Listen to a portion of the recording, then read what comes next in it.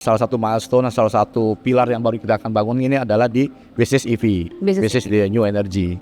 Nah, kalau boleh tahu Pak, kenapa fokusnya di truck and bus bukan di vehicle biasa Pak Duk? Automatically akan membantu untuk membersihkan polusi di Jakarta. Secara keseluruhan dalam 5-6 tahun itu pasti akan lebih murah kendaraan EV.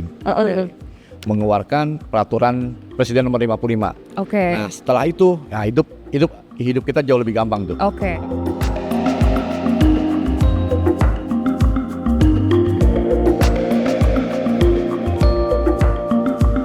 Halo Sobat Samuel, balik lagi di segmen eksklusif kita, yaitu Vantage Point by Samuel Sekuritas Indonesia.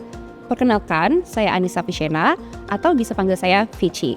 Hari ini kita akan melihat langsung sebuah sisi perusahaan dari sudut pandang yang lebih strategis dan menyeluruh supaya Sobat Samuel bisa mendapatkan gambaran lebih jelas sebelum mengambil keputusan investasi. Nah, untuk episode kali ini kita akan mengangkat topik VKTR, strategi membangun ekosistem EV terintegrasi di Indonesia. Tanpa berlama-lama lagi, kita sudah kedatangan tamu spesial, yaitu adalah Bapak Dino Ariandi, selaku Direktur dari PT VKTR Teknologi Mobilitas Tbk, atau yang lebih kita kenal dengan kode saham VKTR.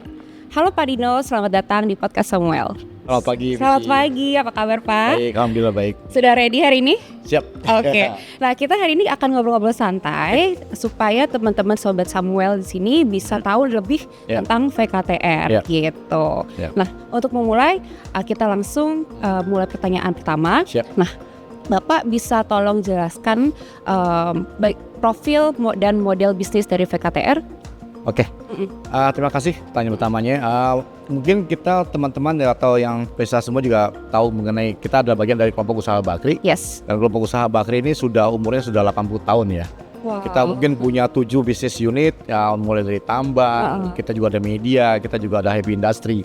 Tapi kita lihat itu bukan kita bilang sebagai green business lah. Oke. Kita mungkin masih sebutnya itu mungkin brown ya gitu. Brown. Nah, sekarang mungkin tugas kita nih yang generasi sekarang ini adalah memikirkan ke depannya itu 80 tahun ke depan kita mau ngapain. Kita juga udah milih salah satu milestone, salah satu pilar yang baru kita akan bangun ini adalah di bisnis EV, bisnis di New Energy. Jadi kita akan berfokus di bisnis EV, tapi terutama specifically di heavy mobility. Heavy mobility. Jadi maksudnya heavy mobility itu kita hanya berkecimpung di bisnis EV specifically untuk truk dan bus. Truck dan bus. Oke. Nah, kalau boleh tahu Pak, kenapa fokusnya di truck and bus bukan di vehicle biasa Pak Duk? Oke, pertama ada beberapa penyebab ya, beberapa reason ya. Nomor satu, emang kalau kita melihat dari populasi kendaraan di Indonesia ini harusnya kita tuh mainnya di segmen yang lebih besar ya. Contohnya ada motor yang mungkin populasi sekitar 90 juta. Ada sedan, SUV, MPV yang mungkin populasi sekitar 21 juta. Tapi ada truk juga yang populasi sekitar 6,5 juta dan ada bis yang 300 ribu. Oke. Tapi kita lihat ini justru yang potensial ini adalah yang di truk dan bus ya gitu. Di samping juga punya ideal buat kita ya. Contohnya kalau kita supply bis di kota seperti Jakarta, itu tuh kita tuh automatically akan membantu untuk membersihkan polusi di Jakarta. Jadi kalau kita lihat Jakarta tuh abu-abu tuh bukan karena kendaraan penumpang tuh, karena bis gitu. Karena bis ya. Karena ada 4.000 bis lalu lalang di Jakarta. Satu bis itu traveling 200 km, 1 kilometernya menghasilkan 1 kg karbon monoksida. Oke, berarti lebih hijau ya dengan bis dan armada dari VKTR. Oke, kita lanjut nih Pak ke pertanyaan selanjutnya. Nah, dari sisi Pak Dino, bagaimana pandangan manajemen VKTR terkait pertumbuhan industri EV ke depannya? What's next nih Pak? Oke, kita lihat ya, mungkin dari satu barometer yang kita perhatikan adalah angka penetrasi EV di suatu negara. Kalau di dunia itu ada yang paling tinggi itu seperti negara-negara Skandinavia, seperti Norwegia itu angka penetrasi itu udah 80%. 80%? Betul. Oke. Di Cina itu mungkin sekitar 15%. 15%. Di Indonesia sendiri itu angka itu masih 0,2%. Jadi jauh kita jauh sekali. Jadi makanya buat kita tuh ya kita the only way is up gitu loh. Jadi pasti kalau kita pun insya Allah sampai 1% pun berarti kan 10 kali lipat apa yang kita udah dapat sekarang gitu. Jadi berarti dari segi bisnis is a big opportunity. Itu yang kita coba untuk yang gali lebih dalam ya. Berarti room for growth EV di Indonesia itu masih Sangat. Gak hanya untuk kita tapi untuk semua pemain yang lain lah. Oke. Jadi it's a good future ya for Good future. Indonesian Betul, EV. Oke. betul. Seru nih. Oke, next Pak. Coba Pak Dino, menurut Bapak bagaimana sih pandangan manajemen terhadap proses adopsi kendaraan listrik komersial di Indonesia? Nah, dari sisi regulasi pemerintah, kesiapan infrastruktur, dan aspek demand dari buyer nih Pak. Oke. Kalau kita tuh mulai bisnis ini di tahun 2018 ya. Pada saat itu tuh sebenarnya belum ada, almost EV tuh non-existent lah di Indonesia, apalagi dari segi regulasi ya. Pada saat kita masuk di 2018 itu, kita untuk membuat STNK atau membuat plat mobil EV aja masih susah. Karena belum ada tesnya, belum segala macam. Nah, makanya salah satu PR kita pertama adalah di 2018-2019 itu adalah membantu pemerintah untuk mengeluarkan peraturan Presiden nomor 55. Nah, setelah itu, ya hidup kita jauh lebih gampang tuh. Karena peraturan turunannya itu semua sudah membantu peningkatan kegiatan industri EV. Termasuk yang nyatanya sekali kemarin itu Pak Prabowo, Presiden kita juga sudah berkenan untuk membuka pabrik kita untuk menunjukkan keseriusan beliau dalam mendukung industri EV di Indonesia. Jadi sekarang sih kita lihat dari segi sukungan pemerintah itu sangat-sangat baik. Dan dari segi demand juga terlepas dari adanya geopolitical factor ya. Itu ternyata juga demand dari consumer juga sangat baik ya, karena didorong oleh harga solar lebih mahal, sengaja akan lebih mahal lah ya terus-terusan, dan kesadaran mereka juga untuk menjalankan perusahaannya lebih lebih GSG lah, untuk yang government-nya lebih baik atau punya sustainability report yang lebih baik. Nah, jadi sekarang sudah mulai tercreate demand-nya dan saya rasa itu akan terus meningkat. Ya pasti, karena di Indonesia tadi lebih kurang dari 1% ya. Betul, masih kurang dari 1%. Jadi kurang banget. Cuma only go up. Gitu. Only go up. Nah, orang saham seneng loh. Seneng ya. Only go up terus. Nah Pak Dino tadi Bapak mention tentang peraturan pemerintah nomor 55. Mungkin untuk teman-teman sobat Sambal yang belum tahu, bisa tuh Pak dijelasin supaya kita lebih aware gitu. Peraturan nomor 55 itu specifically menyoroti tentang regulasi mengenai kendaraan battery operated electric vehicle. Jadi dari peraturan pemerintah itu menjadi landasan bagi kegiatan industri di BEV. Setelah itu baru ada turunan-turunannya dari kementerian lain, seperti bagaimana mengetesnya, terus nanti kemudian ada juga bagaimana memberikan insentifnya, bagaimana merakitnya, bagaimana tingkat TKDN-nya, itu semua tuh berlandaskan seperti itu. Even di sektor finance juga, sebelum ada peraturan 55 ini juga, contohnya untuk mulai financing, memberikan leasing, mereka juga nggak punya landasan hukum. Atau sebagai perusahaan insurans juga mau insurans kendaraan listrik, mereka juga nggak punya landasan hukum sebelum adanya peraturan pemerintah nomor 55. Jadi simpelnya peraturan pemerintah nomor 55 ini untuk mengatur ekosistem EV di Indonesia. I see. Nah kita lanjut nih Pak ke pertanyaan selanjutnya. Bagaimana Bapak sendiri tentang perkembangan pipeline proyek kendaraan listrik PKTR sejauh ini.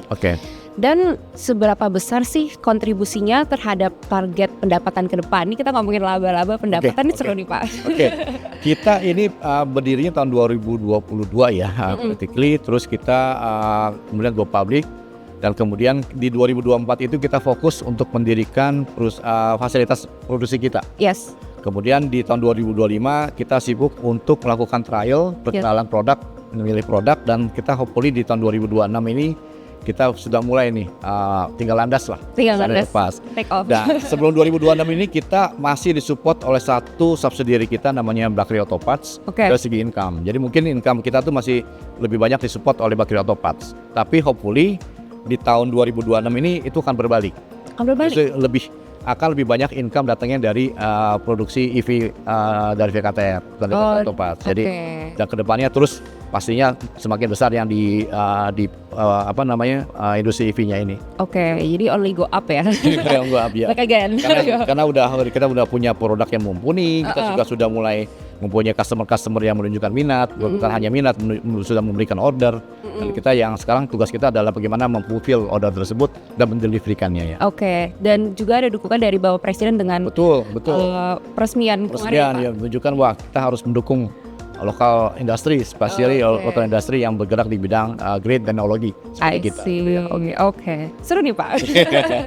Nah, kalau dari Bapak dulu sendiri nih, apa saja sih keunggulan produk kendaraan listrik yang ditawarkan VKTR dibandingkan kompetitor dan atau kendaraan konvensional ICE yang setara? Oke, mungkin saya compare dengan kendaraan ICE dulu ya. Boleh. Antara ICE dengan EV, ya kita tahu lah pasti itu dari segi operational cost jauh lebih murah. Karena yang driver dari operational cost ini adalah pastinya kan fuelnya EV listrik dengan solar atau diesel itu sangat jauh lah, mungkin sekitar 80% lebih mahal gitu ya. Dan maintenance cost juga jauh lebih murah. Iya. Jadi kalau kita lihat secara total cost of ownership, biarpun harganya awalnya mahal, tapi secara keseluruhan dalam 5-6 tahun itu pasti akan lebih murah kendaraan EV. Nah, kemudian kalau kita compare dengan sesama pemain EV ya, brand kita mungkin dari segi teknologi ya mungkin ya nggak banyak beda ya, tapi kita punya satu competitive advantage, yaitu kita punya fasilitas produksi yang memungkinkan kita mempunyai local content.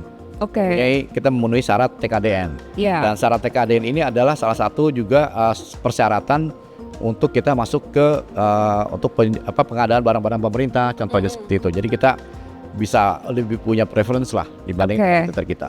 Oke. Nah, ngomongin soal TKDN nih Pak, mungkin teman-teman penonton di sini, Sobat Samuel ya, penasaran. Boleh nggak sih Pak di-spill TKDN-nya VKTR berapa? Dan apakah sudah publik? Kalau untuk bis kita yang 12 meter tuh udah sampai 42%. 42%, berarti di atas 40% ya? Di atas 40%. Dan untuk yang bis yang 8 meter, bis medium kita tuh udah sama sekitar 40% juga. Kalau truk itu masih di 30%, tapi itu belum termasuk load body, jadi belum termasuk dampernya atau wing boxnya atau molennya atau tankinya gitu. Tapi kalau dengan tambahan lokal load body pasti juga bisa mencapai 40% ya. Oke. Berarti itu udah disebutkan juga unique selling point ya, competitive advantage dari VKTR, TKDN udah di atas 40% ya Pak. Dan satu lagi, kita punya industri gini juga pasti kan memberikan peace of mind ya ke customer. Dari segi after sales, dari segi pelayanan punah jual loh, pun ada pabriknya lah. Saya di sini, jadi kita datang aja kalau ada apapun. Dan kita bisa tanggung jawab ya. Iya. Oke. Itu dia giving customer peace of mind. Betul. Oke. Nah, Pak, kita lanjut ke pertanyaan berikutnya. Mengingat harga pembelian awal kendaraan listrik tuh relatif lebih tinggi. Betul Kan? Betul. Nah, dibandingkan oleh kendaraan konvensional. Bagaimana sih biaya operasional antara keduanya? Dan kendaraan listrik saat ini kan sudah lebih ekonomis ya Pak. Dan jika memang seberapa besar potensi penghematannya? Betul. Kalau harga belinya kendaraan listrik lebih mahal. Tapi kita sudah punya formula lah. Ada formula ya? Formula. Kalau kita jual itu sekian kali dari kendaraan ICE, dan kita akan mempunyai titik break even itu di tahun keempat, tahun kelima, gitu loh. Tapi jadi kita harus melihatnya secara TCOO, total cost of ownership. Jadi kita di situ ada harga beli, kita tambah dengan operational cost, harga maintenance. Kalau kita gabungkan sendiri semuanya itu pasti setelah tahun keempat, tahun kelima itu akan lebih murah menggunakan kendaraan listrik ya. Karena operational cost sendiri bisa lebih murah 40% secara overall, dan maintenance cost sendiri bisa lebih murah juga sekitar 20-30%. Kita combine semua, contohnya pasti akan jauh lebih murah. Jadi in the end mungkin memang agak costly atau mahal di awalnya. Tapi in the long run dia akan jauh lebih murah, lebih affordable ya. Nggak very long ya, mungkin dalam 4 tahun 5 tahun. Sedangkan kita memberikan garansi contohnya untuk baterai aja 10 tahun. Jadi pastilah tahun tahun ke-5, tahun ke-6 onward itu udah cuan tuh. Udah cek nih. udah profit lah ya. Oke. Nah, tadi Bapak juga menyebutkan TCOO. Dan ada juga CKD, benar ya Pak? TCOO itu total cost of ownership. Kalau CKD itu karena kita merakit kendaraan tersebut, jadi kendaraan tersebut itu diimport dalam bentuk terurai. Itu namanya CKD itu completely lockdown. I see. Dan import duty-nya lebih murah daripada kalau kita dari CBU. Makanya kita juga harga penawaran kita ke customer bisa lebih murah. Import duty kita lebih murah ya. Oke. Dan itu semua relate sih ya. Dan dalam membentuk harga per unit. Exactly. Nah lanjut nih, makin seru nih kita ngomongin harga segala macam. Nah, Pak Dino, apa saja sih inisiasi utama yang sudah dilakukan perusahaan untuk mendorong penetrasi pasar dan penjualan di segmen truk listrik? Dan bagaimana sih Pak perkembangannya, boleh tuh di-spill ke Sobat Samuel? Kita tuh kan tadi saya udah pernah sempat mention ya, tahun 2025 ini tuh kita tuh sudah, tahun 2025 kemarin kita sudah melakukan trial. Nah, kita melakukan penetrasi tuh nggak cuma di 1-2 segmen aja. Jadi ada beberapa segmen dan kita taruh trial. Contohnya segmen seperti tambang, batu bara, tambang nikel. Kita juga melakukan trial di logistik, di sektor logistik, kendaraan untuk pengantar logistik. Kita juga melakukan trial di plantation, di perkebunan. Nah, itu juga itu adalah upaya kita dalam melakukan penetrasi ke segmen-segmen tersebut. Karena kita sudah mengidentifikasi bahwa segmen-segmen ini nih yang potensial market kita ke depannya gitu loh. Jadi kita sudah berhasil nih mengconvince calon customer kita akan keandalan tetap listrik kita. Dengan karena ini kan new teknologi ya. Karena kita tuh nggak bisa tahu convince customer kita cuma dengan brosur gitu kan. Iya, pelan-pelan dong. Kita harus nunjukin ini barangnya, coba di trial 3 bulan gitu. Sama seperti waktu kita juga pertama kali penetrasi ke Transjakarta misalnya. Kita juga harus bis kita tuh harus di trial. Living condition, real condition selama 3 bulan. Karena kan pertanyaannya awal-awalnya kan kalau bis listrik, kalau banjir nanti nyetrum nggak? Atau kalau nanti kalau macet nanti baterainya cepat habis nggak? Nah gitu. Kita nggak bisa cuma pakai teori. Kita mempersilahkan calon customer kita untuk mencoba, untuk membuktikan. Jadi kekhawatirannya bisa dijawab semua dengan pembuktian gitu loh. Jadi ada free trial selama 3 bulan untuk calon customer gitu ya Pak? Kebanyakan bisa trial, tapi nggak semuanya 3 bulan ya. Berarti tapi semuanya pasti variasi. Termasuk samplingnya atau kebutuhan mereka seperti apa ya. Berarti setiap customer beda-beda ya, tergantung kebutuhan. Nah kita lanjut lagi nih Pak ke pertanyaan selanjutnya. Sejauh mana sih perusahaan sudah memanfaatkan potensi sinergi dengan ekosistem Bakri Group, khususnya dalam penetrasi pasar industri mining dan contractors hingga plantations? Tadi juga saya sempat mention kita tuh juga kan punya sister company lah dalam grup yang mungkin salah satu pemain terbesar tambang di Indonesia ya. Mungkin saya bisa sebut ada KPC, ada Rutmin. Dan tentunya itu adalah salah satu calon potensi pasar kita. Dan kita juga ada satu anak perusahaan lagi atau sister company lagi seperti Dama Henwa ya, di mana mereka itu adalah kontraktor. Jadi kalau kita supply mungkin ke KPC dan ke Rutmin itu adalah kita supply produk ya. Tapi kita juga punya Dama Henwa yang juga merupakan kontraktor untuk perusahaan-perusahaan lain. Jadi kita juga supply kendaraannya itu ke Dama Henwa untuk dipekerjakan di tambang-tambang lain yang yang diolah oleh Dharma Henwa gitu loh. Itu yang juga kita sedang jalankan, kita jajaki.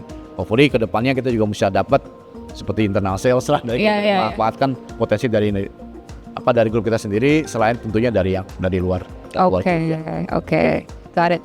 Nah kita ke next question. Bagaimana nih Pak Dino dari strategi perusahaan yang diterapkan oleh manajemen sebagai pelopor di industri ini? Jadi strategi perusahaan dari VKTR nih gimana nih? Apa nih? Mungkin boleh di-spill ya ke teman-teman. Kita dari awal tuh terus mengupayakan kita tuh punya competitive advantage ya, competitive edge over our competitors. Contohnya dari awal kita juga bermitra dengan brand-brand yang paling terkenal lah. Mitra pertama kita itu adalah BYD. Mungkin kalau orang Indonesia 2018 belum begitu tahu BYD, tapi sekarang udah tahu BYD. Nah kita bermitra dengan yang paling besar. Kemudian dengan truk juga kita bermitra dengan top 3-nya di Cina, dengan Sinotruk dan Sakman. Itu juga dalam upaya kita meyakinkan customer kita hanya bermitra dengan terbaik ya. Itu satu upaya kita, satu kiat kita ya untuk mempunyai competitive advantage. Kemudian competitive advantage yang sangat jelas lagi adalah kita juga punya pikiran untuk menjadi industri. Jadi kita punya pabrik perakitan. Gitu loh. Itu yang make sure kan kompetitor kita kan belum punya nih. Jadi kita udah punya gitu loh. Nah, tapi udah punya sendiri. Betul, kita udah punya duluan. Kan jadi kita bisa memanfaatkan fasilitas TKDN atau privilege TKDN. Nah, nanti once customer kita juga udah punya pabrik nih ke depannya, kita juga harus come up dengan kiat yang lain nih. New invention apalagi nih, kita juga punya harus membangun ekosistem, karena kita nggak mungkin nih ekosistem EV ini cuma jualan dan bangun aja. Kita juga harus melengkapi dengan ekosistem lain seperti ada nanti mobility as a service, nanti saya jelaskan seperti apa, nanti ada battery as a service, Jadi kita make sure bahwa kita selalu ke depan lah, kita bisa memberikan service yang lebih nih ke customer gitu. Oke, berarti dari sisi VKTR, kalau sekarang memang sudah ada site-nya untuk perakitan sendiri, segala macam manufacturing gitu ya. Di mana customer kita belum, kompetitor kita belum. Jadi kita tuh udah unggul nih sekarang nih ya. VKTR banget ya. Tuh, tapi one day juga pasti mereka juga bangun kan. Kita juga pasti udah punya something else lagi yang mereka belum punya. I see. Oke, nanti kalau ada update-update boleh di-info ya. Makanya kita prefer jadi first mover ya. Kita first mover ya, kita selalu di depan, kita yang set the standard gitu loh. Oke. Pada kita jadi ngikutin. Iya, benar-benar.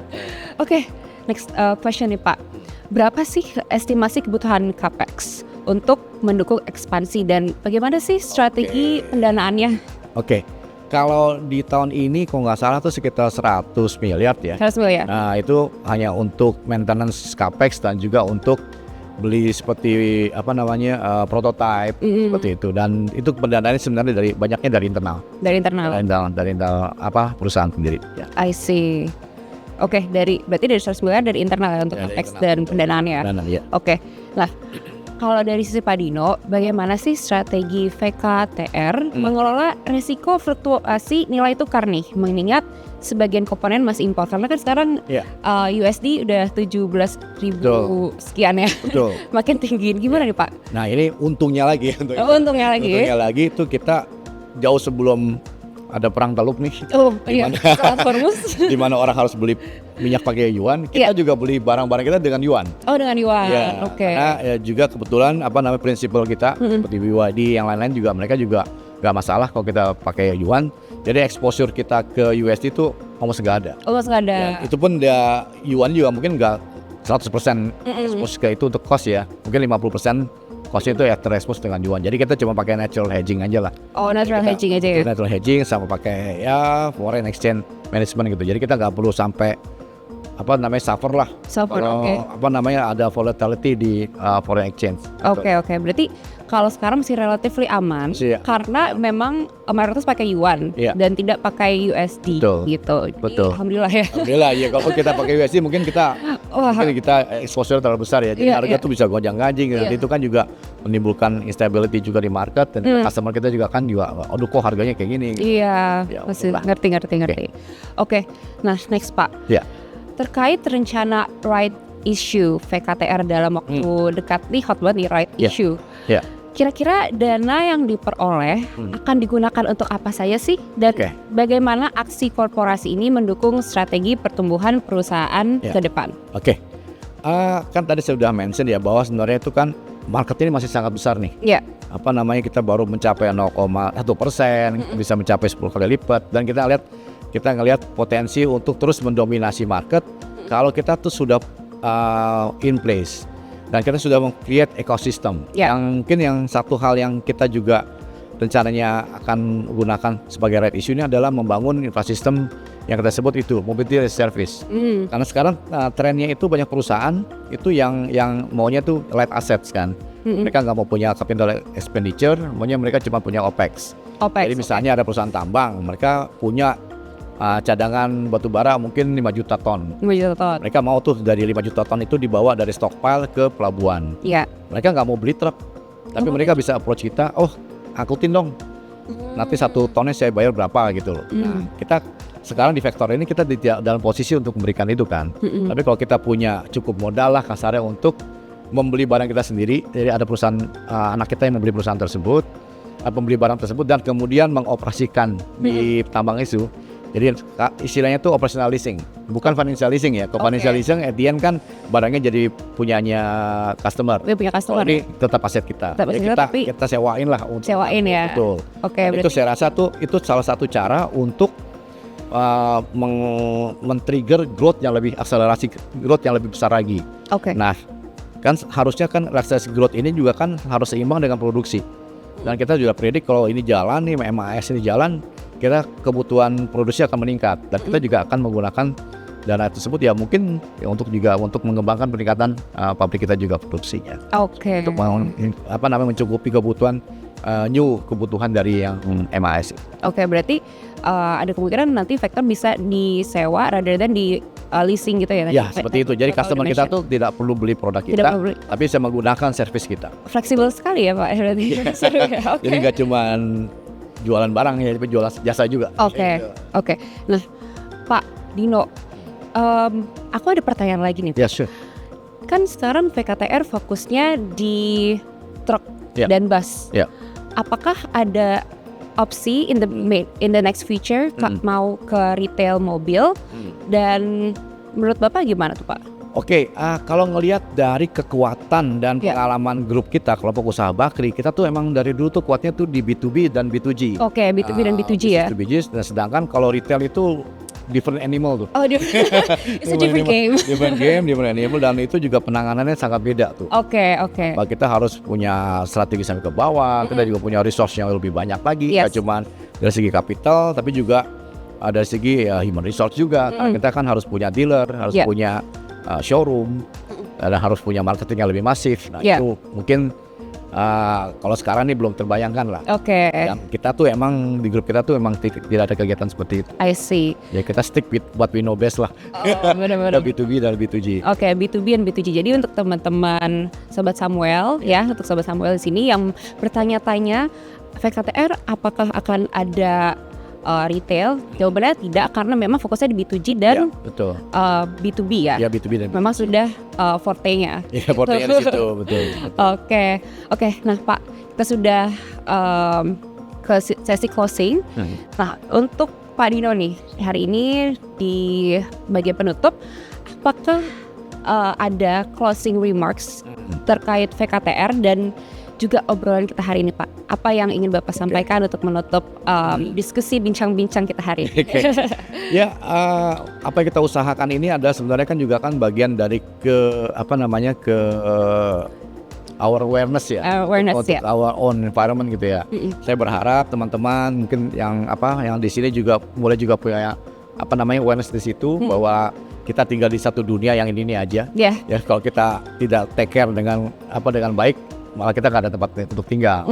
Nah itu juga kan tujuan mulia kita nih di samping bisnis. Ya, betul. Jadi ya kalau semakin banyak teman-teman yang bisa sharing the idea sama kita, yang pakai produk kita, ya itu sebenarnya itu adalah somehow kita juga helping ourselves. Yes. Ya gitu loh. Jadi saya harap nanti lebih banyak teman-teman yang punya same concern with us gitu ya. Oke. Dan hopefully your government take inisiatif, take care, take good consideration di situ dengan terus membantu peningkatan industri ini, terutama juga para industrialis yang mau memfokuskan pada lokal industri.